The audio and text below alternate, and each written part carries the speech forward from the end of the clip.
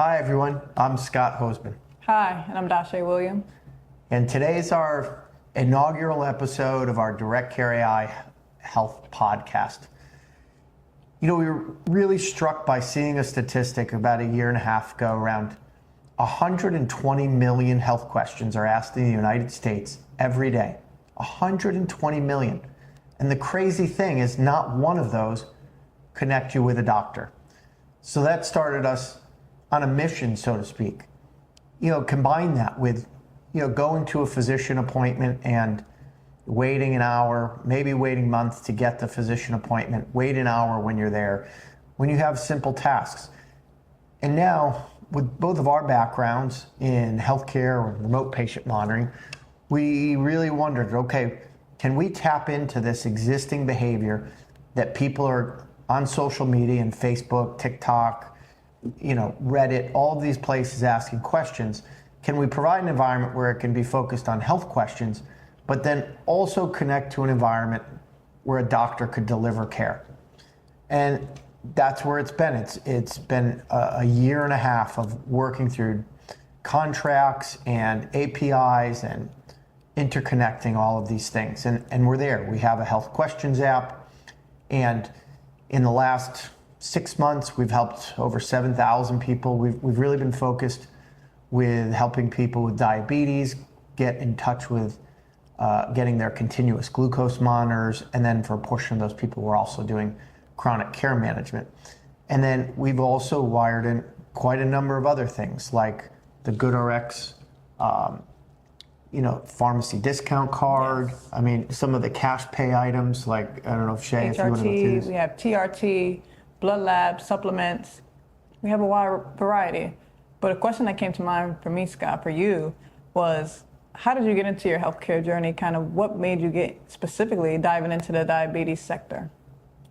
For me, it's been, my background is 25 years in bringing new health and med tech to market. This goes back quite a while. I was originally working in pharmaceuticals, and then I saw an opportunity for a company called Dexcom where they were inventing a continuous glucose monitor. And I thought, man, if that could work, that's groundbreaking, because you see everyone with diabetes having to prick their finger over and over. And I would always think, man, it can't be good just pricking your finger with a needle every day like that. It's got to be horrible. So, I interviewed for Dexcom, and 16 years later, the path went on, and where it became, a bit of a passion to help people with diabetes. One of the things I was frustrated with is we spent all these years making a device that collects 24/7 data, and no one was using that to make proactive interventions. If they go to the best endocrinologist, someone looks at it once every 3 months, or it's just not enough. Well, why isn't anybody doing that all the time and reaching out to help them? And that's when remote patient monitoring, chronic care management really grew. And the last 3 years I've been focused on that. Well, that's pretty awesome. So we would say DirectCareAI was solely based, would you say, mainly off of your Dexcom and the CGM, and seeing that your personal experience going in with patients, that they really needed help in between visits? Was that what stuck out to you most, that kind of made you want to jump into the other sector of RPM CCM care? Yeah, and that's, as we worked with this, so we saw some really large statistics. We both worked at company StrideMD, and I think you should, go through your background as well. But in our backgrounds with remote patient monitoring and working with DMEs, there was those striking statistics that stuck out to me. Of all the patients that reached out to them through direct-to-consumer marketing, 50% of them, when they would send a request for the physician to send in the prescription, they wouldn't fill it, mostly because the doctors weren't getting reimbursed to fill it. Or they didn't know what it was, they didn't know how to fill it out correctly. It would super frustrating, whether it was DME or pharmacy, what needs to be on the form. And a lot of these were going to primary care doctors that had no way of knowing what to do. And then 10% of all the patients that got their CGM didn't reorder it after the second month. So Now, 50% that wanted it couldn't get it. 10% of patients, they got this device and then no one was there to help them. Unfortunately, the companies like Dexcom and Abbott don't have really deep resources to help people do new starts. The larger DMEs like Adapt, Byram, they're building resources, but by no means can they handle the hundreds of thousands of patients. And now, by the end of the first year, a third of those patients that got their CGM came off. And it really sticks out that a lot of it's just the need of that longitudinal care in between the visits with doctors. Who's there to help fill the script the way it needs to get done compliantly, like who's there to help them get started, who's there to look at the data, reach out when things are too high or too low. That's been a real driving force around, that section of our business. For me, some questions that came to mind, like what are the benefits for the doctor? So kind of when I'm listening to the things that you're saying, is it like not enough time that the doctors have? Is it too much documentation, they don't feel like doing it? Like what would you say to a doctor about using RPM and kind of getting their patients to join a program like that? Yeah, it's probably one of the best things they can do in a practice. I mean, I'll speak more to endocrinology because that's where my expertise is, but in reviewing even just financially, a lot of practices, they're struggling in endocrinology because of the burden of work, right? To prescribe the CGM, we did an analysis. What was it? I mean, it was like 30 minutes to an hour and a half of work. I think it's like 2 hours total of labor, of unreimbursed labor by the time they're done helping prescribe it, fill out paperwork, potentially help the person download the apps and set up alerts, alarms, and customizations. All of that is unreimbursable. So I would, sort of push people in endocrinology to either do it yourself if you have the motivation and resources. We'd love to work with anybody, but work with any remote patient monitoring company and start, because you can get reimbursed for helping those patients in between their visits. So now you have a reimbursement pathway. If you don't have the interest, I'll be honest, a lot of the endocrinologists we talked to said, hey, you're telling me I can just send you the patient, you'll prescribe the CGM, you'll help them download the apps, teach them how to do it. Every time they lose a password and it's a 40-minute call to help them reset a password, you'll deal with that. And I still see the patient and do the main care that I do. Yeah, I would rather just send it to you, and I don't want to set up a partnership and go through billing for new codes that we're not used to. So I think both paths make sense. I'd encourage folks to do it themselves, and if they don't have the energy for that, because I certainly see that, they should certainly be sending it to a company like ours where let us be the help in between the visits, because the physician makes same amount of money and we offload some of the unreimbursed care and time that takes in between visits. Yeah, just kind of jumping off of that, what would you say is like the best balance / comfort levels to make the doctor feel comfortable? So like we're saying, we don't want to take the person's like patients. That's not the goal of it. Like what is the pushback that we can kind of like tell the doctors, no, we're not trying to take your patient, but we're trying to do so-and-so. Like, can you explain that just a little bit more so the doctors can feel comfortable of like using the program fully? Yeah, I guess, clarify a little bit more what you're looking for.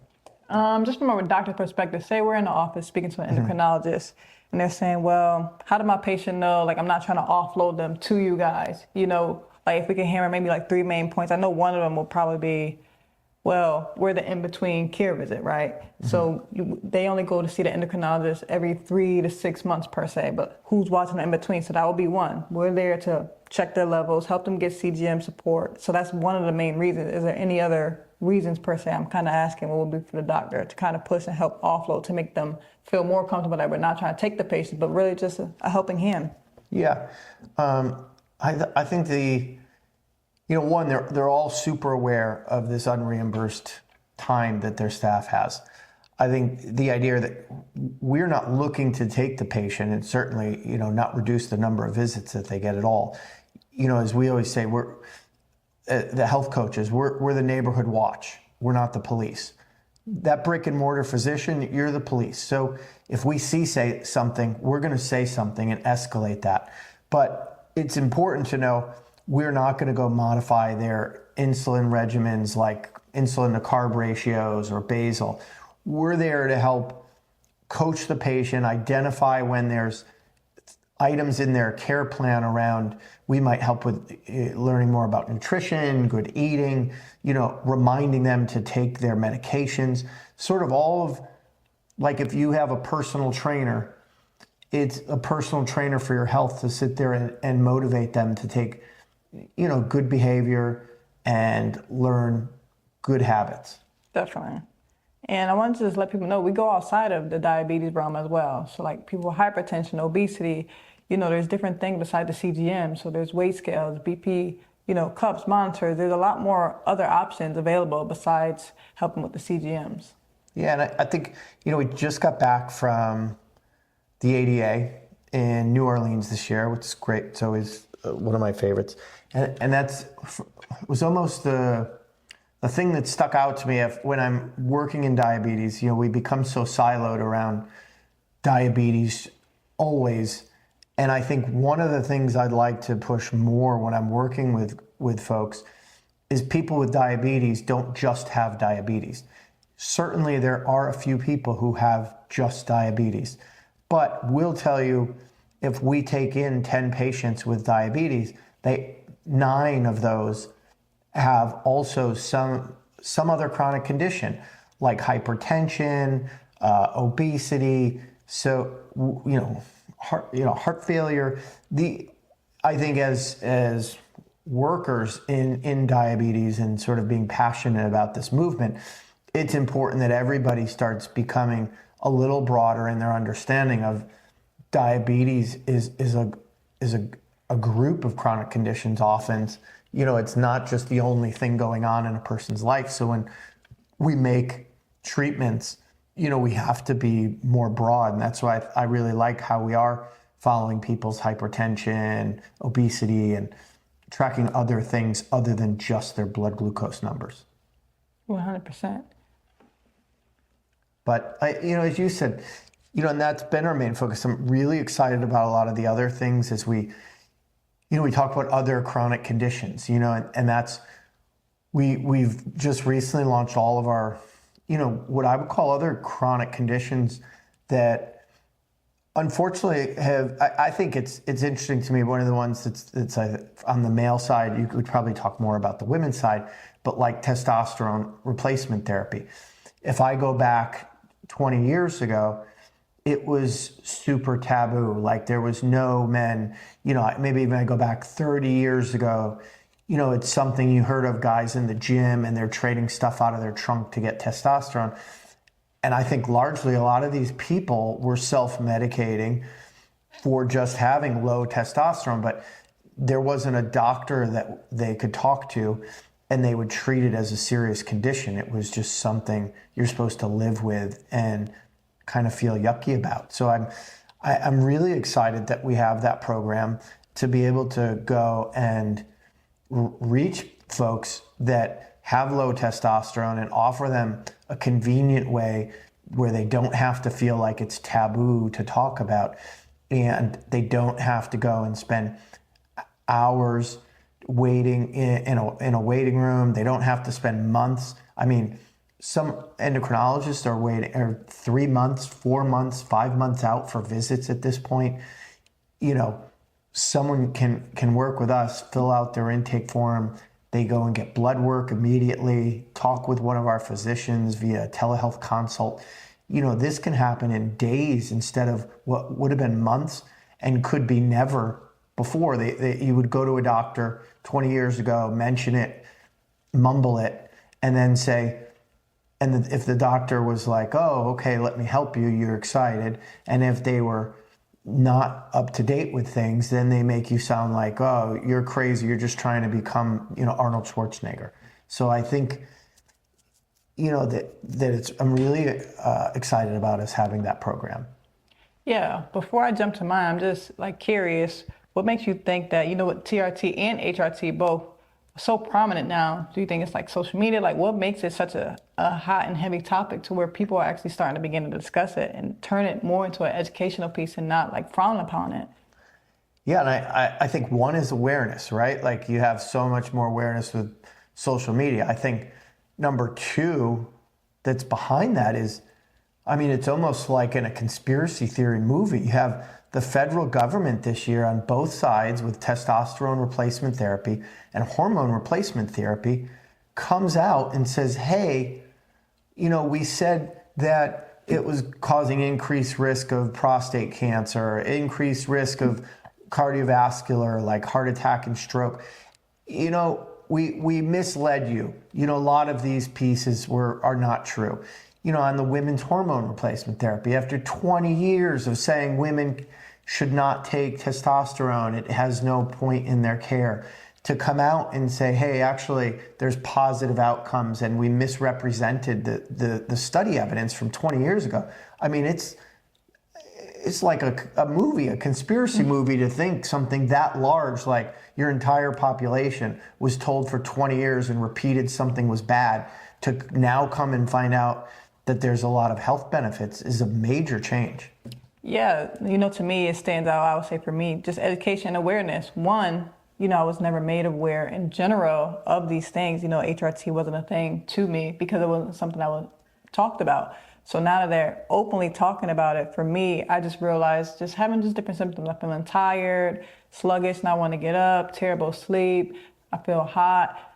So the first thing I decided to do, was to go to my doctor and see like these symptoms I'm having, something feels off. First thing I went to do was to get blood work. From the blood work, I seen my testosterone was pretty much at a zero. I have no idea what anything is. To me, when I hear the first word testosterone, I'm thinking male. I wouldn't think of a woman and testosterone and putting those two together, but it's absolutely possible. So definitely the awareness piece was a major thing for me, education, and just knowing that HRT is something like everyone goes to it, So for us women, it's normal. And I think that it just has to be talked about a lot more within both communities, the male side and the women's side, to be fully aware and just be open to receiving that, okay, there might be some other thing that's wrong. So getting the blood work is key, and it was key for me. And I suggest and recommend that everyone should just go get blood work. And we do offer that at Direct Care. Yeah, I think it's one of the most powerful things in there that we offer. It's probably the simplest, right? But to be able to, for so long, just if you were curious about where you stood on any of your blood work, you needed a whole expensive visit. So, okay, I'm curious about something. It was $400 for, say, an internal medicine visit. And then you have the expense of the blood labs. Where with us, someone could decide what they're interested in and order the blood work. They'll get their blood lab, and they'll go to the lab, get blood drawn, and within days they have an interpreted blood lab report to go over. Talk about putting the power in your own hands. Like, and that's our name, right? Is DirectCareAI. Like, there's no secret what we want to do. We want to take every opportunity to allow people to have the ability to get direct care. It can't be more simple. It's in our name. It can't be more of what I believe in, right? Like people talk about, I think, rights in the country and things like, how about not gating healthcare? We have so many things that you don't even have an ability to go get care. Think about it. Just 5-10 years ago, if you wanted to know what my blood labs were, I could not go and just make that happen easily. So, man, like that should be a right. Like someone that is even willing to just pay for their own, to know about themselves, should be able to get that. So, I think, that's such an opportunity with us to be able to go through and find out all of your parameters that you're interested in when you want to. But also the tap on, you kind of touched on it, beside the accessible part, the affordability, right? So the major thing is paying those high dollar amounts previously. We can now be accessible, but yet affordable to the regular, everyday, common folk. So I think that's a major, major key as well. Yeah, no, and I think it's, it's efficient. I want to know something, take my money, go get my blood work, and now I know what it is. And then, maybe someone works with us, maybe they go to their brick and mortar doctor, but you have the awareness at that point to go get what you need. 100%. Yeah. Completely agree on that. Yeah, and I think it's, even, in that same vertical, we have the supplements and things like that. So there's a lot of the natural supplements. And I think, some of the other areas we bring direct care for, right? We have ED. It's another topic that was so taboo and then became super hot with, the launch of Viagra, but it still became uncomfortable for a lot of people to maybe sit and talk with their local physician about. So I think, making things like this that some people may feel uncomfortable easier and accessible without having to make it a long process is really opportune. So, I mean, at this point, it's a really full stack offering. I mean, we are doing long-term chronic care management where we're providing longitudinal care for people with diabetes and other chronic conditions. We have a whole host of cash pay blood labs. We have supplements. We have testosterone replacement therapy for men, hormone replacement therapy for women, erectile dysfunction medications for men, weight loss, we have weight loss programs. We have hair loss programs. We have a pharmacy discount card. So if any of your physicians prescribe something at just about every pharmacy in the country, we have a card that works through 9 different programs on the back end to find the lowest costs.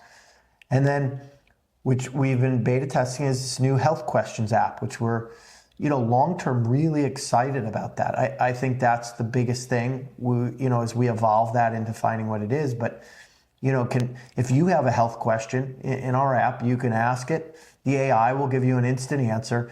And this is a public thing. So, and you have 2 ways. You could ask it publicly, you could ask it privately.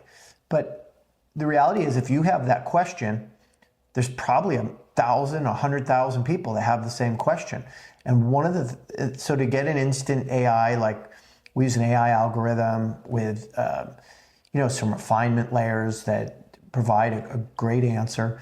And then it could be anybody. They could put their 2 cents. So again, it's not meant to be a clinical action that you go against, but for diabetes, as an example, I think of, if someone asks about a low blood sugar and the AI says, well, if you're 55, take 15 grams of carbs every 15 minutes until you're above 70, right? That a lot of people might have no idea what 15 grams of carbs. So someone with diabetes say, hey, I don't know what 15 grams of carbs is, but I always keep 2 or 3 Starbursts, and I try 3 Starbursts every 15 minutes. And someone might benefit from a human answer.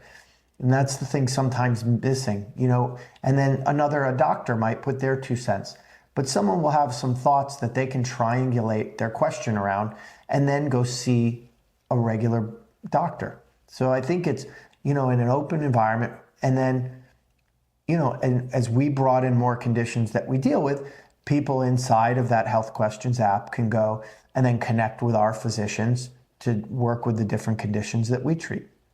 Definitely. Very exciting. So I suggest, if you haven't downloaded it, please just go test it out, download and leave a comment. Let us know how you like it. Anything that we should expand on.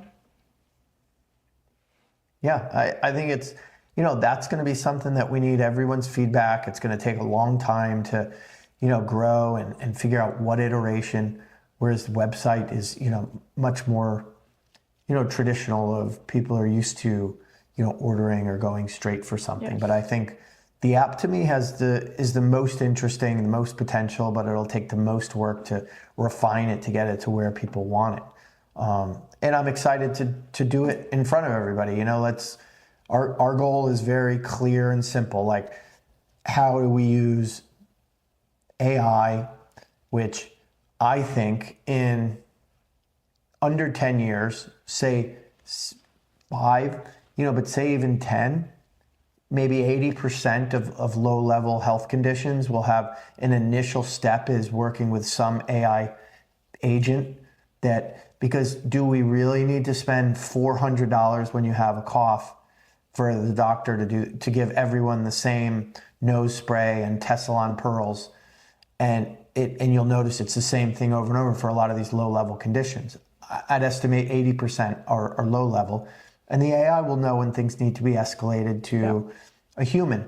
But I think if we're going to help this healthcare system, then we're going to have to take a lot of the lower level tasks and reduce those costs. And we don't have capacity on the physician side. In diabetes, there's 30 million patients with diabetes, 5 million specialist endocrinologists that are basically working with those patients. 6,000 patients per doctor, and they normally only keep about 1,000 patients. So you're telling me we're 6 times deficient. There's no way around it. We're going to have to get it to where low-level things have some low-cost pathway for cure or treatment, and then the doctors are spending their time at the top of their license working on the hardest things to solve. Just a quick question off of that. What do you think the perception is right now with AI in healthcare? Do you think it's leaning more toward the positive side? People are looking forward to the change, or is it more pushback negative? I'm just curious to hear your thoughts on it. Yeah, no, I think it's really interesting. So I think everyone in healthcare knows it's coming, it's here. They're not exactly sure how it's coming into play. I think there's skepticism on some sides. Some people are worried it's going to take their job. I don't think it does take anyone's job, but it makes them more efficient and working top of license, top of brain. I think it's interesting with our patients. We deal with a lot of seniors. They're very hesitant. They're in the conversations with them. They're very open about, hey, I don't want to work with AI. So I would say that's one of our biggest struggles, right? Because we have DirectCareAI in the name, reminding people that, hey, we have humans all through this process doing work. Where we use AI is really only in the background to help with things for now. And I think that this is 100% bet my career that, the combination of telehealth, remote diagnostics, and artificial intelligence is our only path forward to bring efficiency into the healthcare system. Okay, I like that. You have any further closing remarks? Any other topics you want to touch on? No, I think as we go, look, we're doing something so broad. I think our struggle is there's so many different things going on. But the exciting part is we stay curious about all of them.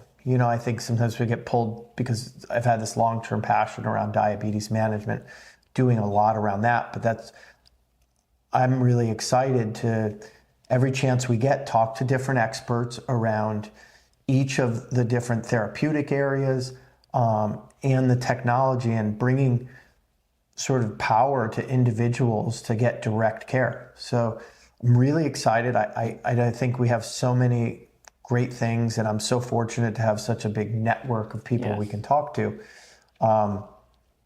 It's just we've got a lot to talk about, a lot to do, and look forward to doing it. Yes, we'll see everyone soon.